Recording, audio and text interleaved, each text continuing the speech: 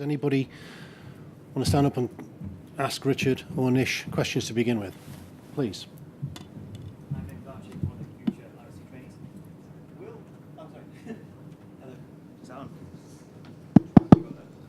Hi, my name is Archie, one of the future IST trainees. Nice to be here. Will FY1s and FY2s be burdened with greater service work as a result of the IST? If so, are their training opportunities likely to be compromised? That's probably a question for me. No, that's not the intention. I think what we're looking for most of the centres is the criteria is purely around core training rotas. Core training rotas, minimum 1 in 10 to allow 50% elective daytime training. In most of those centres, the workforce is being supplemented or has already been supplemented and complemented by what we're calling a wider workforce. Surgical care practitioners, advanced clinical practitioners, physician associates, who often have been brought in. So if I talk about my own hospital, they've been brought in to backfill reductions in FY1 numbers. That's actually been the basis of the funding to come in. And I think all the feedback we're getting at the moment, they've actually made the FY1, FY2 life a bit easier, actually. Quite the contrary. At the front, then the back. Could I echo what Nish quite rightly said, that we are really looking forward to IST training in Liverpool. Two of them, we got 2 posts there. And as you said that, we are going to really use similar benchmarks for all the core trainees, using it as a great opportunity. So certainly we'll provide very focused, monitoring of ISTs, but it's a great opportunity to improve the other trainees' supervision as well. So what you said, we'll try to achieve similar thing in Liverpool. Yeah, I think that's what we want to achieve for all IST sites. It's not just for IST trainees. I think it's just a field change within that hospital which offers better training for everybody. I think that's the key to success here. Steve. Thanks, Ian. Steve Easterwaring. I represent the COPS, the Heads of School Group. I've got 2 observations and 2 questions for Richard, if I may. I did my fellowship in Toronto 15 years ago, and even then I found it incredible when I arrived how few trainees there were compared to this country, and that was made possible by the fact that the extended workforce was already doing the tasks. So the nurses did a huge amount more on the wards than they did in those days here, and they had extended scope practitioners already. So I think the extended workforce is so important. And actually, the trainees there did not feel it a threat at all, because it was a mature model. I think my other observation is that the hours is an issue, I think. Just coming on to the question on the screen, the trainees were in at 6 a.m. with the attending, did a ward round, 7 o'clock departmental meeting for an hour, everybody, and then all day in theatre or clinic, and then jobs at the end of the day. Trainees in our working time directive culture would not be able to do that, so there are management around that. And my 2 questions are, the simulation slide that you showed I found interesting, and it kind of raised an issue for me. Could you give us an idea of the extra investment that was required as a percentage, a proportion to get your project off the ground? Because I worry that we may not have access to that. And my second question, it strikes me that your system is very much dictated to and run by your organisation. Here we have HEE, Scotland and Irish colleagues delivering the training, the simulation. We have the JCST organising the curricula, submitting that to the GMC, who then have to pass it or not, unfortunately. And the trusts, we have to negotiate or fight with the trusts to get training delivered. And there's so many players in the market. Do you have any tips about how you've overcome those issues, if you have them? Well, thank you. Those are 2 terrific questions. First of all, I'll tackle the issue of cost. So anybody who thinks they can do this with no additional resources is going to be challenged.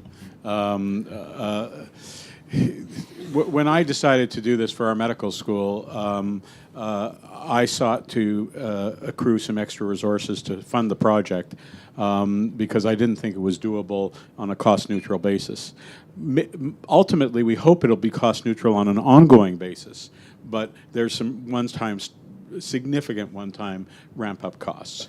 In our situation, we developed those costs from, or we developed those funds from carry forwards from some rainy day funds that I had access to as a medical school dean, and our practice plans, i.e., our doctors' incomes. We were able to.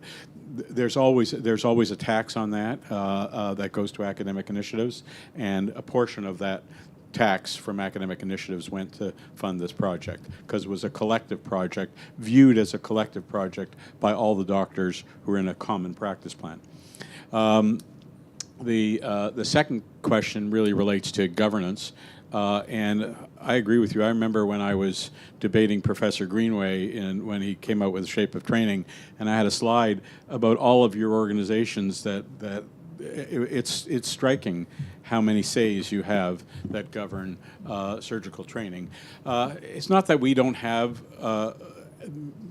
other organizations other than the main players, but the reality is the main shots are called by the universities. So our structure is that a college might set some global standards, but the effector arm is a university. And our 17 medical schools run both undergraduate medical school and postgraduate training. That's not going to happen here, but if you were to try to become the king of the world and change one thing, I would put more power in the hands of universities, where the primary mission is education, rather than in the hands of hospitals or trusts, where the primary mission is not education. I know that's controversial, but I can tell you it works in North America in a very important way. Okay, if the microphone could come to Bill Allen at the front, and then Richard, while you've got the microphone, there's some questions on the screen. So the first one is, do you think that our plans, in terms of what you know about them, are radical enough in terms of design and implementation? Well, what I don't think I know enough about your plans is how much you're going to renovate the curriculum. And competency-based education means a lot of different things to a lot of different people. In my experience over now a decade of working in this with competency-based education, probably the two most important elements are curricular overhaul and then explicit assessments that will match the criteria for advancement. Well, the right person has the microphone. I was going to pick that one up. Thank you, Richard. We are in the process of going a complete overhaul of medical postgraduate education, which has been initiated for a variety of reasons. The guiding documents come from the General Medical Council as a regulator, and that is to look exactly as you have described. What does the product need to provide to the service? So you set the outcomes at a high level. After discussion with David Black, who's the chairman of the Joint Committee for Postgraduate Education in Medicine, my opposite number when I was chair of JCST, he was going with EPAs, we were going with EPAs, but we changed our minds and called them competencies in practice, so everybody will realise it's CIP and not EPA. It's exactly the same thing. Now, the challenge here, and this is where I want to see what you could offer us with some help. Yes, your faculty is a slightly more contained beast. In other words, it's within your jurisdiction. Our faculty in the hospitals across the country have got a huge number of other pressures on them with regard to service and time in which to do that. We have got to try and bring up to speed our colleagues in the way in which the assessment of high-level outcomes, whichever acronym you use, can be introduced. How have you gone about getting them to get on board, incentivizing them? Yes, the results are very impressive, but it's those sorts of things that we're challenged with bringing the people who've got to deliver at grassroots level these sorts of approaches. Well, listen, we're challenged in the same way, right? The lion's share of our docs in our system, they are academic doctors, but their principal mandate is looking after the folks in our hospitals. So they also, at times, comes kicking and screaming, don't give us extra work. We already are stressed and we can't find enough. The reality is our system does fund some of their time for academic work, different ways in different universities, but this is what I mean by making explicit the hidden costs. The clinical dollar has always subsidized the educational mission in every system, and it will be forever thus. It's a matter of unpacking that, uncovering it, and then holding people accountable for the money they're making for their educational job. And they all are making some money because of their position in a university or in a academic hospital. So we've held them accountable. The second part, I would say, is we borrowed a page out of Craig McElhaney's book, and that's to really try to professionalize and systematize faculty development. It's impossible to think that the average surgeon out there is going to be conversant with EPAs or CIPs, you're calling them, and is going to be conversant with multimodal assessment, and they need to be trained. And so we're undergoing a systematic program of faculty development for all of our faculty who are engaged with our students in the new system, and so far that's working. Okay, we probably only have time for one last question. In your system, you make trainees choose very early about which specialty they're going to do. In the UK, people are very anxious about that. How do you manage people who don't cope as part of their training system, and how do you make it flexible enough to allow them to move to a different specialty? Well, I'll start with the latter part. It's not that flexible. So once they've committed to a particular specialty, it's difficult for them to change gears. But now for my speech, which will cause everybody in the room heartburn and some anxiety, I don't believe there's such a thing as someone who's been born to be a surgeon. I really don't. And I'm going to tell you what I tell a lot of medical students who come into my office because they have to decide on their career path in our system in their third year of medical school, not after foundations. We don't have foundations. So I tell them it doesn't matter. It absolutely doesn't matter. I guarantee you would have been a terrific nephrologist, right? You would have woke up every morning, you would have gone to work with challenging issues, the privilege of dealing with patients, being well compensated, and have had a wonderful life. And it's just idiosyncratic at the end of the day as to what we choose. So I do believe that the graduates of our wonderful UK and Canadian medical schools could all be fabulous surgeons, almost every single one of them, maybe with one or two exceptions. And I believe that once they decide to go on a surgical program, we need to commit to them, they need to commit to us, and they need to graduate. No pyramid. We're running out of time, and I know there's a stack of questions, mostly for Richard on the board. Let's just take the top two. I think you showed us a slide that about 50% of your trainees in your pilot system get through a year faster. Is that was what I interpreted? That's the first question. So the second question, what's the weekly hour limit in terms of working time for your trainees? Right.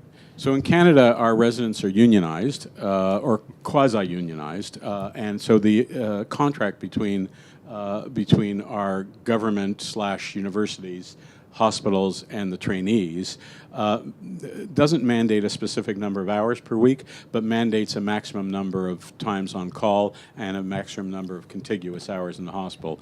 When you work all that out for most surgical trainees, it's about 70 hours a week, something like that in Canada.